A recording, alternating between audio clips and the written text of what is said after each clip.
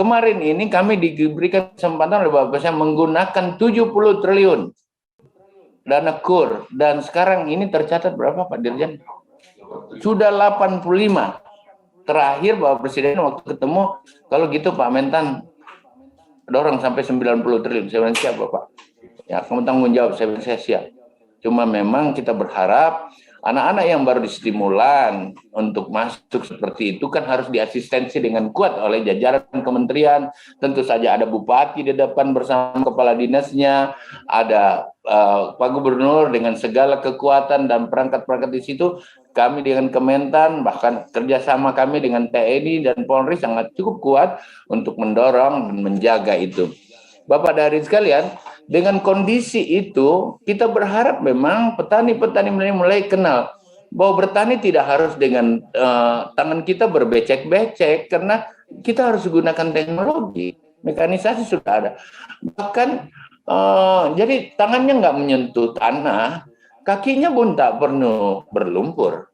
Ini udah bisa kita masukkan seperti itu.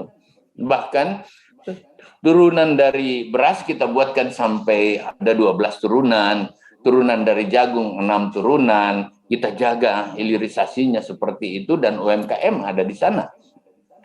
Tentu kerjasama antara kementerian harus terjadi di sini, harus kerjasama dengan Menteri Koperasi, akan sangat kental, kerjasama dengan Menteri Perdagangan sangat kental, dan tentu saja di bawah bimbingan Pak Gubernur dan karena ekspor kita sudah mulai jalan.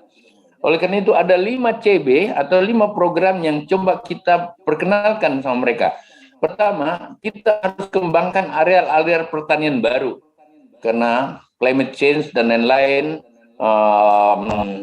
cuaca yang ekstrim akan terjadi, banjir di mana, kemarau akan unlinear, unpredictable, uncontinuous, akan ada hama, maka perluasan dan cadangan-cadangan hama harus, cadangan-cadangan lahan harus dilakukan, terutama untuk mengantisipasi ketergantungan impor kita yang akan membahayakan kalau tiba-tiba mereka juga bersoal dengan climate change di tempatnya. View-nya dong. Kamu mau hadirkan CB. CB2-nya adalah diversifikasi pangan. Dan ini anak-anak milenial harus bisa main. Setiap provinsi punya makanan unggulan. Misalnya yang suka makan sagu ya sagu lah, yang suka makan singkong perkuat singkong di sini, talas kita perkuat talasnya, kita perkuat pisangnya, dan setiap provinsi punya satu komoditi yang secara tradisional, secara klasik itu kita perkuat. Yang kedua adalah mencoba mendorong cadangan logistik. Cadangan logistik Pak Gubernur harus tidak hanya kita sekarang ini saya persiapkan 2 tahun makanan rakyat, makanan sesuai perintah Bapak Presiden, 2 tahun. Apapun terjadi 2 tahun kita harus aman. Dan saya punya stok sampai hari ini berapa juta ton? 9 juta ton Bapak. Insya Allah seperti itu yang tersedia. Nah, kita berharap lumbung pangan di desa harus ada, in-out 30 ton minimal, dan petani milenial bisa mengolah hanya itu. Selalu saja Pak Presiden menunjuk bahwa kamu cari misalnya putih siapa dia punya eksekutif direkturnya di sana, cari anak-anak milenial, dan itu yang kami persiapkan. Oleh karena itu pelatihan anak milenial berkat pelatihan teknis, yang kedua pelatihan entrepreneur, yang ketiga pelatihan keuangan, yang keempat pelatihan mengeluarkan KUR Bapak. Jadi 4 item itu main. Siapapun bupati boleh mendorong orangnya, tinggal mencatat melalui dinas yang bersangkutan, karena kalau sudah selesai dilatih, harus diikuti seperti apa. Nah, ada yang berhasil, ada juga yang masih gaya yang dulu, banyak sekali Pak Gubernur, dan memang tidak gampang, tetapi kita jalan terus, kita exercise terus. Yang keempat adalah pengembangan pertanian modern. Pertanian haruslah menggunakan sungkup, pertanian dengan gaya sungkup, pertanian gaya mulsa, pertanian dengan greenhouse, pertanian menggunakan artificial intelligence, mutlak harus dilakukan. Jadi kita udah paksakan ini sekarang, karena tidak bisa lagi kita bersahabat dengan alam. Kalau tidak kita harus menyerah dengan alam yang ada.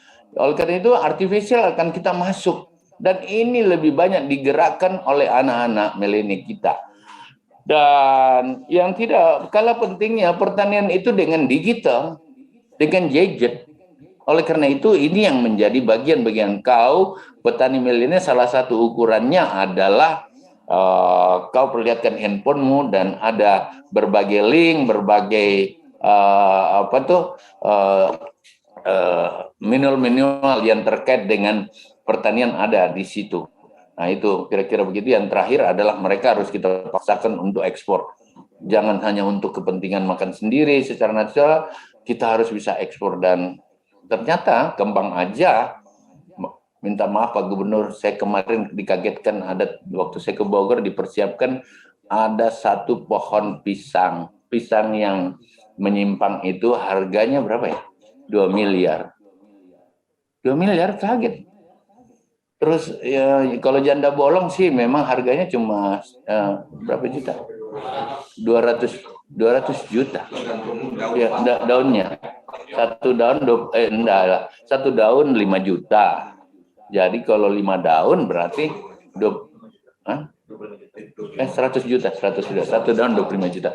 Seperti itu, Pak. Oleh karena ini harus dikerja oleh anak-anak milenial, dan Tani Hub itu sepenuhnya disupport oleh Kementan dan berjalan walaupun sekarang ada kontraksi setelah mereka perluas aktivitasnya, dan saya akan coba benahi.